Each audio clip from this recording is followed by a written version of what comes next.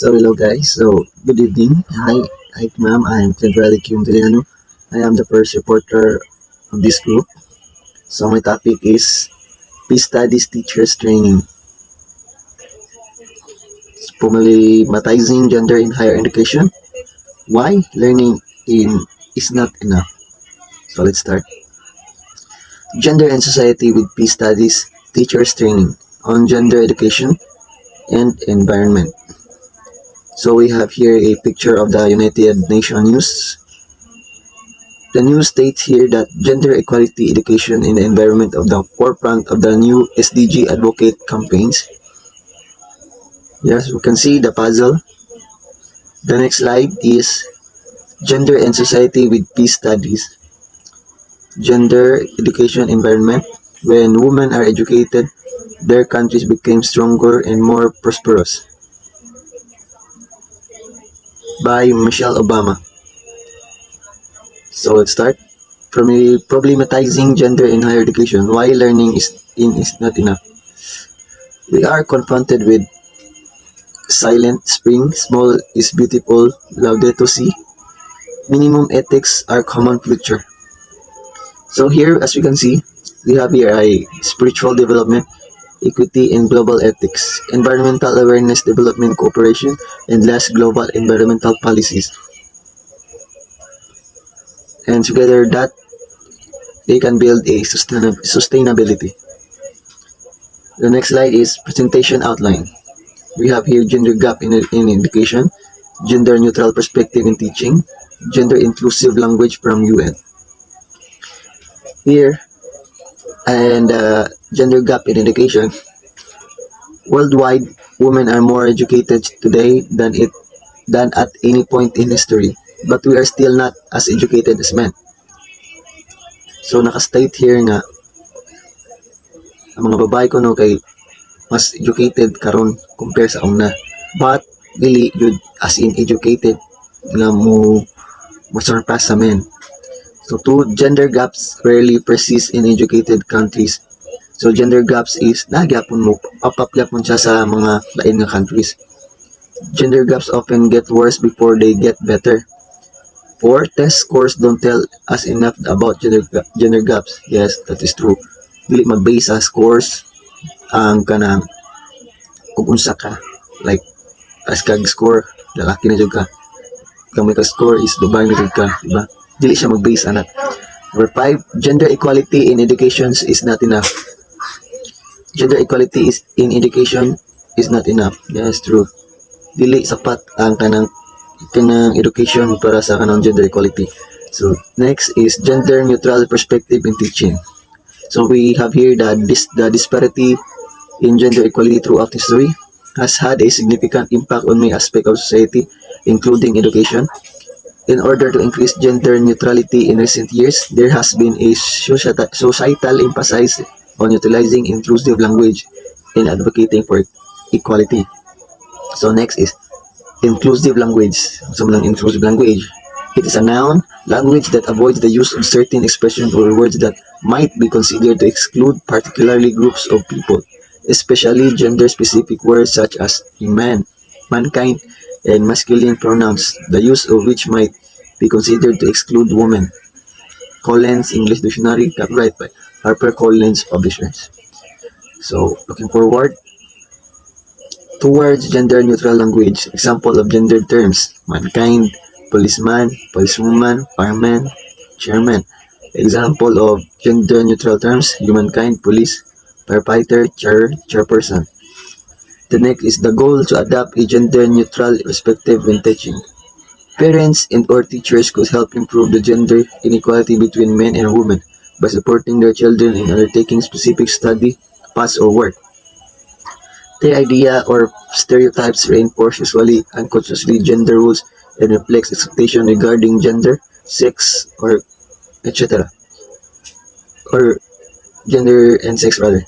Kuriloff, Andrews, and Jacobs, 2017. Best practices to be more gender inclusive. Use non-discriminatory language, forms of address. There should also be consistency in the way women and men are referred to. If one of them is addressed by their name, last name, courtesy, or title, or profession, the other one should be as well. So, for example, Miss or Mrs. So, care should be taken to use the form of address preferred to each individual. However, when that preference is not known, precedence is given to Miss over Mrs. as the former is more inclusive and can refer to any woman regardless of marital status. So, for example, naibayot. So, lucky mo dyan na siya. So, atong address is Mr. If trans na siya, pwede na tayo maka-address of Miss. Next, best practice is to be more gender inclusive. Avoid gender biased expression or expression that reinforce gender stereotypes. Discriminatory examples. She throws run pies like a girl. In manly way, oh, that's a woman in work. Thank you to the ladies for making the room more beautiful. Men just don't understand. So, muna yung mga best practices to be more gender inclusive. Avoid that gender bias expression. Ha? Best practices to be more gender inclusive. Next is make gender visible when it's relevant for communication. Using feminine and masculine pronouns. Example, when a staff member accepts an offer of employment, he or she must be able to assume that the offer is duly authorized to qualify for payment of the mobility incentive. She or he must have 5 years prior continuous service on a fixed term or continuing appointment. Using two different words. Example, boys and girls should attend the first cooking class with their parents. Second one is all of the soldiers, both men and women, responded negatively to a question 5 in the survey on gender inclusively. So the next slide is, do not make gender visible when it's not relevant for communication. Use gender-neutral words, example, less inclusive mankind, man-made. More inclusive, humankind, artificial, human cause. Because a gender-neutral perspective in teaching is also a value proposition for learning. Next is because learning is not an individual undertaking but a communal understanding. And reference is Pamela, Jaquela, and Susana Harris by 2019. In 2019 rather. So back here in problematizing gender in higher education, why learning is not enough, because a gender-neutral perspective in teaching is also a value proposition of learning. Yes, to dili man based sa kanang gender ang kanang value sa learning. Both men and women makagive og kanang value or proposition for learning or kanang quality of learning. Because learning is not an individual undertaking but a communal understanding. If makaya sa boys, makaya po sa girls. If manapoy idea ang boys, syempre napoy idea ang girls. Dili siya mag-base sa gender. So that's it for my topic. So, I'm going to rebut about gender in the classroom. So, there are many ways to think about how gender affects teaching and learning. Do teachers unknowingly demonstrate gender bias with their students? Will boys or girls learn more effectively in a single gender environment? Teaching to promote gender equality. General principles. Give all students equal attention, advising, and mentoring. Don't overlook capable but quiet students. General principles. Revise curricular if necessary to include female experiences and to include them in more than just stereotypical ways. Give each student equal attention and equally specific feedback. General principles. Monitor classroom and dynamics to ensure that discussion does not become dominated by verbally aggressive students. Vary the structure of the classroom to include more than just competitive modes of learning. I'm Kenna Bentay and I will be discussing about the gender equality in the school. So, what is gender? So, gender in school defined sa student's identity as male, female, or gays, lesbians, and also the transgender.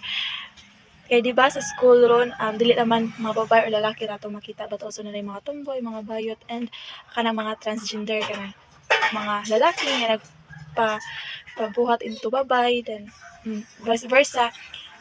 And muna giingon nga when it comes to education, there is no specific gender. And what is gender equality? So, it involves empowering all students and paghatag nila sa pantay-pantay nila ng karapatan.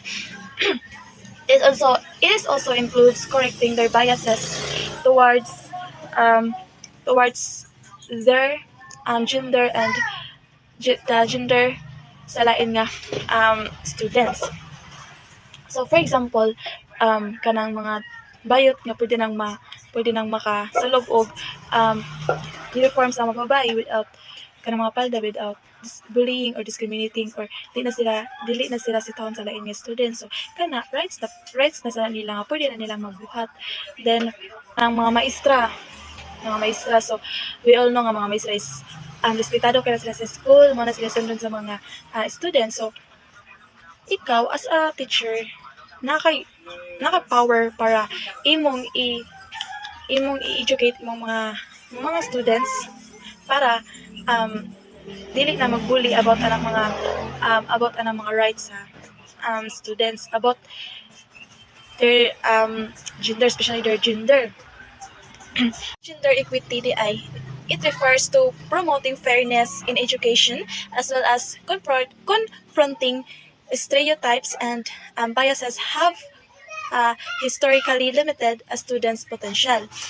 So, kung ma-achieve ay nato ang pagkapantay-pantay sa gender, so ang mga estudyante is free na sila para ipadayon na ang pag-eskwela without fear na i-discriminate sila or iharas sila sa lain nga students just because of their gender. Kay of course aware naman ang uban estudyante na ay kana mao gid na sila, anak gid na sila. Then waman say problema kung lahi sila nato, kung di sila girl, kung di sila boy, kung di sila straight. Waman sila lain nga intensyon nato, pantay-pantay raman ang atong kakayahan, ang atong rights. Tao ragapon sila like us. So muna gender equality is so important para peaceful ang pag-eskwela sa usa ka estudyante or sa tanang estudyante. Gender equality is a global priority for UNESCO or UNESCO, and inextricably linked to its efforts to promote the right to education and support the achievement of the Sustainable Development Goals. The Education 2030 Agenda recognized nga ang pagkapantay-pantay is nag-require siya to ensure that the girls and boys, women and men are not only gain access to and complete education cycle but also to empowered equally in and through education. The ethics of care in education. The moral theory known as the ethics of care implies that there is a moral significance in the fundamental element of relationships and dependencies in human life. According to Neil Noddings, we should want more from our educational efforts than adequate academic achievement, and we will not achieve even that meager success unless our children believe that they themselves are cared for and learn to care for others. The ethics of care. Nothing believes that authentic human liberation and social justice can only be achieved by caring people and caring communities. She sees education as being central to cultivation of caring in society. Therefore, caring should be taught in schools. What is caring? The need to be cared for is human universal by Berman 2004. Nodding says that in a caring situation we will notice that we are attentive in special way and that receptive attention is an essential characteristic of caring encounter. So caring encounter has three elements according to Nodding. First, A cares for B, that is A's consciousness is characterized by attention and motivational displacement, and second, A performs some act in accordance with, and third, B recognizes that A cares for B. We could say that caring person is one who fairly regularly establishes caring relations and when appropriate maintains them over time. The one caring and the cared for. The basis assumption of nodding ethics of care is the reciprocal relationship between one caring and the cared for. In educational setting, the teachers assumes that the role of the one caring while the students are those cared for. So Neil nodding helpfully also highlights the distinction between caring for and caring about. Thus far, we have been looking largely of caring for face-to-face encounters in which one person cares directly for about. Caring about is something more general and takes more into a public realm. Why nodding says caring is so important. Caring parents and teachers provide the condition in which it is possible and attractive for children to respond as carers to others. We show them how to care. Children educated in this way gradually build an ethical ideal, a dependable caring self, a society composed of people capable of caring. People who habitually draw in a well-established ideal will move towards social policies consonant with an ethical care. Berman, 2004. So, caring for versus caring about. Caring for is when one cares directly for another. Caring about is more general. We care about what happens to the poor in other countries, so we donate money to the cause. We may be concerned about the suffering of those in poor countries and wish to do something about it, such as giving to a development charity. Nodding states that learning first what it means to be cared for, then to care for intimate others, and finally to care about those we cannot care for directly. Once we achieve this, we can start building a more ideal republic. Smith, 2004. In order to care about issues in our society, we must first learn what it is like to be cared for others, and finally to care about others. For this, we can say that caring about is a significant force in society, as well being an important feature of our sense of justice. It is also contribute to the cultivation of social capital. We learn to care about according to nothing through our experience of being cared for. Caring, schooling, and education. Neil Nodding sees education in its widest sense as being central to the cultivation of caring society. She defines education as a consultation of encounters, both planned and unplanned, that promote growth through the acquisition of knowledge, skills, understanding, and appreciation. Given the above, it is not surprising that she places a special emphasis on the home as a site for educational encounters, and that she views the home as a primary educator and argues for the orientation of social policies to this end. This is not to sideline the role of schools, but simply to recognize just what the home contributes to the development of children and young people. As soon as we view the home of the primary educator, two major things follow in terms of social policy. These, at that first, every children should live in home that has at least adequate material, resources, and attentive love. And second, that school should include education for home life in the curriculum, Nodding, 2002-89. Both of these recommendations have far-reaching consequences. For example, in the case of the first, while some governments have attempted to ensure that there is Southern-like adequate material resources in homes where there are children, there is little evidence of policy makers seriously grappling with how attentive love might be fostered. A third element can be also seen as following viewing the home as the primary educator. This has far-reaching consequences and take us into the arena of informal education and the appreciation and facility to move beyond understanding of education that are centered around notions such as curriculum into more conversational and incidental forms. Neil Nodding has argued that education from the care perspective has four key components: the modeling, the dialogue, practice, and confirmation. Modeling. Educators are concerned with the growth of people as carriers and cared for. Educators have to show in their behavior that it means to care. Dialogue. The intent is to engage people in dialogue about caring.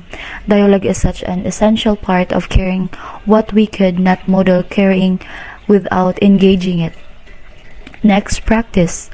Argue that the experience in which we immerse ourselves tend to produce a mentality.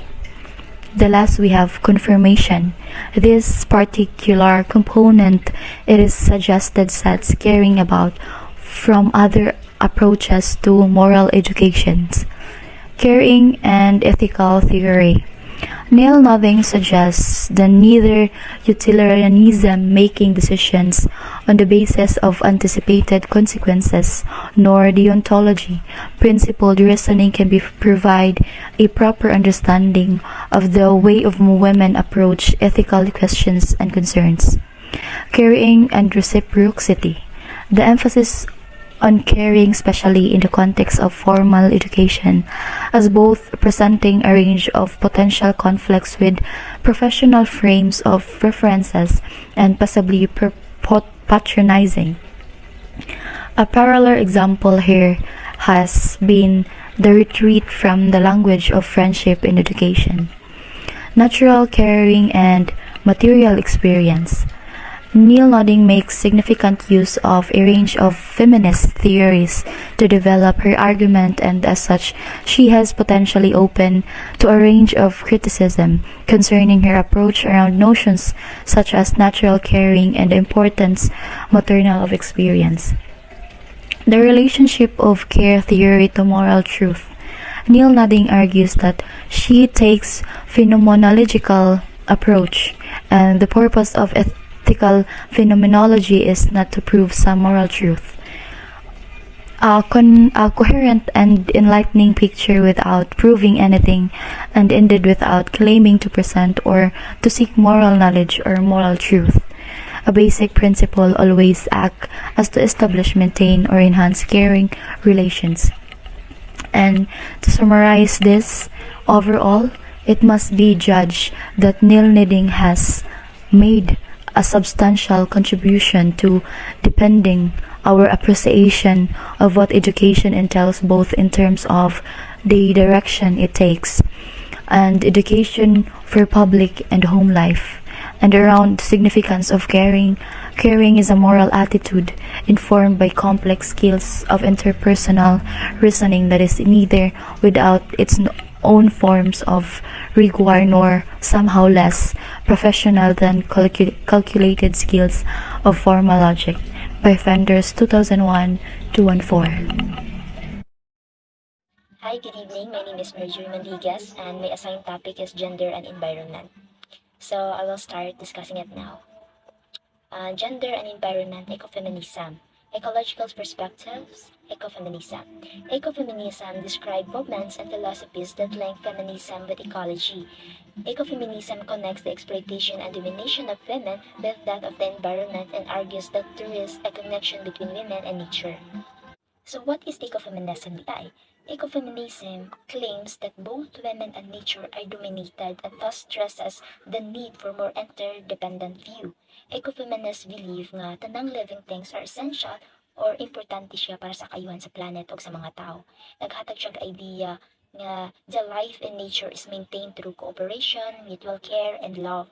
It is an activist and academic movement, and its primary aims to address and eliminate all forms of domination while recognizing and embracing the interdependence and connection humans have with the earth. Ecofeminists believe that this connection is illustrated through the traditionally female values of reciprocity, nurturing, and cooperation, which are present both among women and in nature. Additionally, ecofeminists draw connection between menstruation in moon cycles, childbirth and creation, etc. Ecofeminists believe nga this is traditionally female values nga kitang mga babae mo kasagarang mo maintain ug mag-care sa environment. It's because kita mo mas naka-appreciate sa nature. So, also aspect of emotion, thoughts, point of view, action, and way of life of women, which are different tragedies sa mga lalaki. So, despite the criticism against ecofeminism, which alleges that ecofeminism demand the gender equality in a various aspect of life, is excessive or sometimes has no clear direction in their struggle for the environment. Their presence indicates that environmental care should be shared between the sexes. The importance of women's involvement in caring for environment cannot be denied because it functions significantly in workforce, home, education, politics, business, and religion. It is fact that women are important in preserving the quality of natural environment compared with men. Therefore, mas labaw gid ang mga babae because we promoting sustainable environment management. Next, women and nature are also united through the shared history of operation by a patriarchal Western society. So they unite by sharing their history of operation by patriarchal Western society. So mo ni silang naka-experience of violence. So patriarchal is a structural force that influence power relation, whether they are abusive or not. So the next slide is basic insight of ecofeminism. First is consumption of nature and women have been linked. Earth as female, female as earthly, animal-like. Second is devaluation and abuse of nature, and women have gone hand in hand. And the third is to overcome this problem, we must analyze and resist both together and devise as ideal of liberates both. And the last one is expansion after mate. All of race, class, gender, environment are linked and need to be fought together. I am Shivani Talisik, and for our next topic, I'm going to discuss a holistic understanding for peace and violence. So these are the learning outcomes. First is to discuss the basic concept of peace, conflicts, and violence. Second, differentiate secular from alternative views or concept of peace and violence. Identify significance of peace and implication of violence in the personal, social, global, and environmental level. And assist personal viewpoints and values in line with peace, conflict, and violence. So let's differentiate peace. Peace can be viewed in different perspectives and expressed in a various way. This is so because all aspects of human life are revolving around some kind of order or harmony that keeps it moving, growing, and evolving. The most common understanding of peace is manifested as a societal friendship and harmony in the absence of hostility and violence. So peace is daghang way to express. And the common na pagsabot sa peace kay kana galing friends mo niya walay kalagot o kahibot sa usa-usa. Like kanang bisag unsaon niya kanang kuan ba? Unsaon niya kanang daghan ugsa nimo pero mura kanang mura magkahiusa Japon mo ba bisag daghan kay siya og kanang nabuhat nga mali gani. So the second slide is in a social sense. Peace is understood as a lack of conflict, such as war, a freedom from fear of violence between individuals or groups. Leaders of the world, governments, and other social institutions make concerted efforts such as peacemaking and diplomacy to ensure that behavioral restraint is established so that no rights, freedom, and dignity are being trampled on. The establishment of this societal order and cooperation aims to gear towards reduction of conflicts, greater economy interactivity, and consequently substantial prosperity. Also said that peace is a state of law or civil government, a state of justice or goodness, a balance of equilibrium of power. So the social sense is concerned with a realities of life, whatever of course greater national or world leaders possess in terms of technical knowledge, academic learning, and ability to make courage decision. They all possess from first and foremost the personal magnetism that drove people for them. So the next is psychological peace is considered important in establishing behavioral peace according to Encyclopedia for World Problems and Human Potential in 2017. peace behavior sometimes results from a peaceful inner disposition.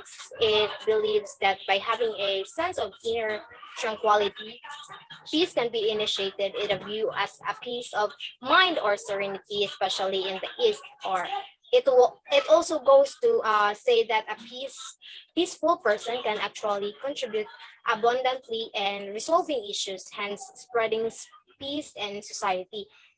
Or Union of International Association in 2017. Everyone, I am Alia Kate Lareto, and I am here to report or discuss the topic Secular Perspective of Peace and Violence. So, these are the different terms and meanings of peace. So, according to Hugo Grotius, peace was defined as merely the absence of war or direct violence. So, peace was that of absence of death and destruction as a result of war and physical or direct violence by the 1982. So, according to Raymond Aron, peace as more or less lasting suspension of violent moods of rivalry between political units by Barsh 1990. So the shift in the concept of peace. So in 1960s, there is a shift of attention of violence from direct violence to indirect violence or the structural violence. So what are the difference between direct violence and indirect violence or structural violence? So direct violence refers to physical injuries and the infliction of pain that is caused by a specific person, and it may also take the form of verbal and psychological abuse. Killing and beating in interpersonal situations are the glaring examples of direct violence. While the indirect violence or the structural violence refers to the ways in which social structures or social institutions may cause harm to individuals or disadvantage them. Structural violence includes the use of political or economic power to commit violent acts or constrain or restrict an individual or a specific group of people. So example of these are poverty and deprivation of basic resources and access to rights, oppressive system that enslave, intimidate, and abuse dissenters as well as the poor, powerless, and marginalized. So the structural violence, unlike the direct or physical violence, are not readily or obviously observed. However, the effect is the same as the type of violence causes suffering and even death to a great population of people. So the structural violence. The structural violence consists into three types or categories: the social inclusion, the oppression, and the agency. So the social inclusion. Social inclusion or social marginalization is the social disadvantage and relegation to the fringe of society. It is a term that has been used widely in Europe and was first used in France in the late 20th century. It is used across disciplines including education, sociology, psychology, politics, and economics.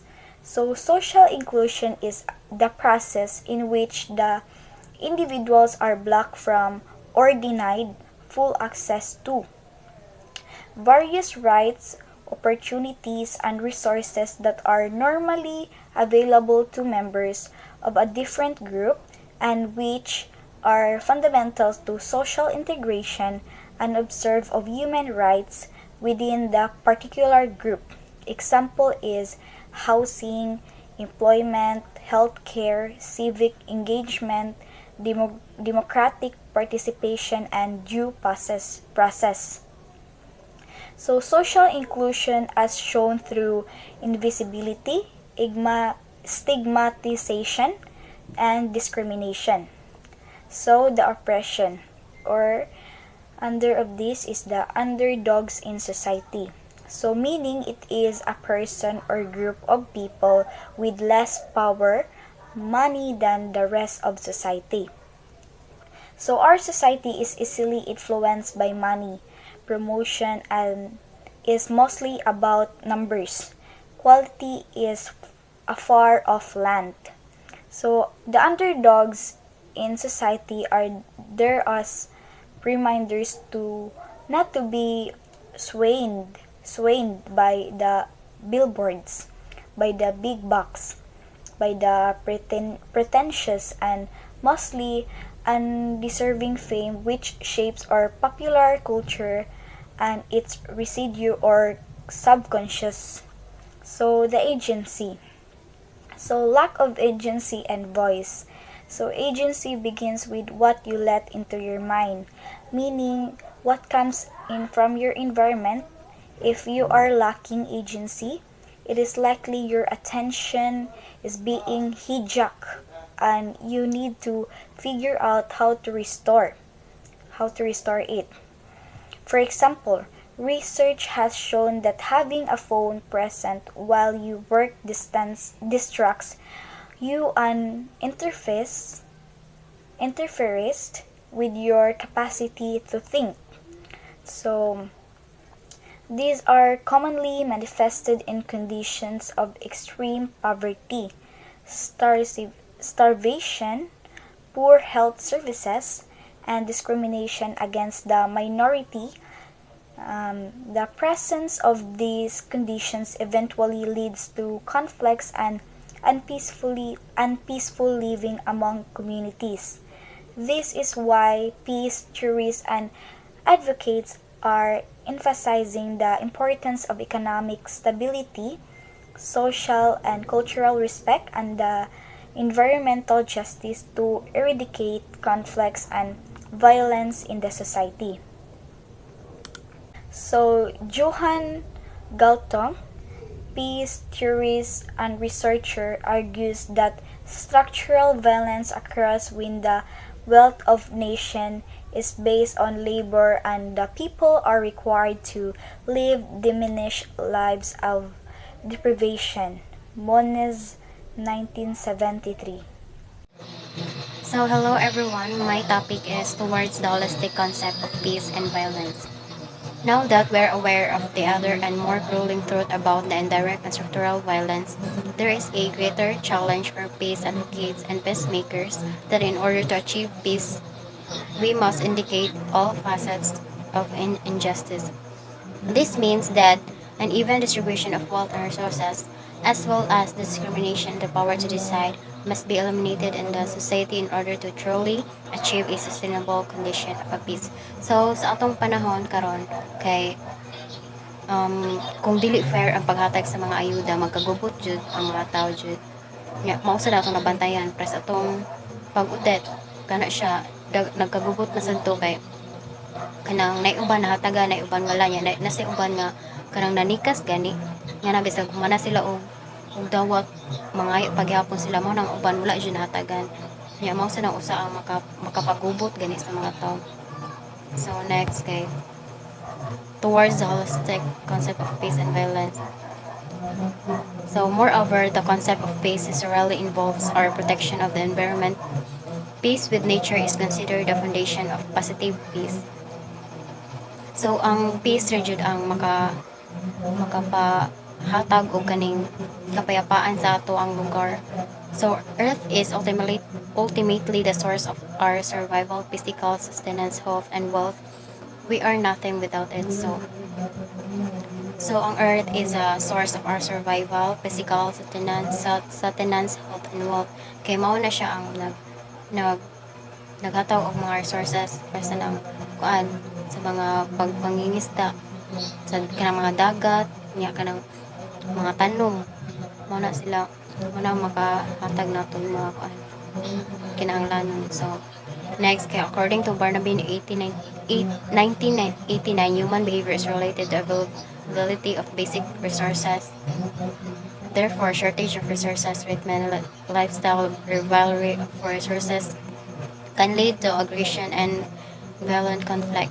So, ang paghatag sa mga ayuda, mao sa dyan na ang makapagubot sa mga tao kay katulad yung gingon nga dili fair ang paghatag sa mga tao, so mao dyan na magkagubot jud. Then ang kasagaran sa mga tao kay manikas gani sila nya nasa uban nga taga barangay kay pilion ra nila lang kaila, so ang uban dili jud matagaan, dili ma-fair, so magubot.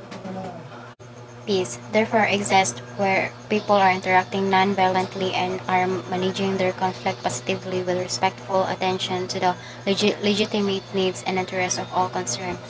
So, para ang atong lugar is kanang dili makagubot, so dapat natay concern with respect gyud, dili jud kay diretso nga kan masuko din ka nya magbawal din ka dito nga nung wala ka natagan og mga ayuda nga para dili jud makagubot.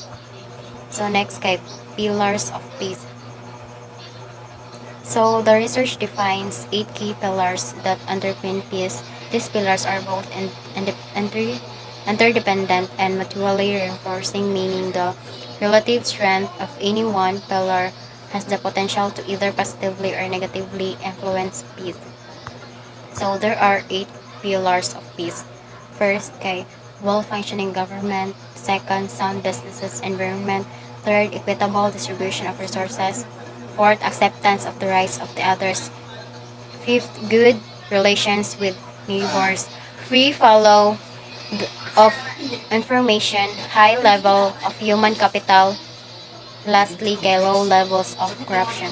So, kaning mga 8 pillars of peace, dapat ato ning i-apply sa ato ang lugar kay para iwas mga gubot gani, kay importante man jud ang peace kay parang atong dagan sa ato ang lugar kay kanang magkahiusa ra gani siya ning ana. So kaning 8 mo jud ang importante jud kay ni nato dapat ato jud ni siyang sundon og dapat na jud taani.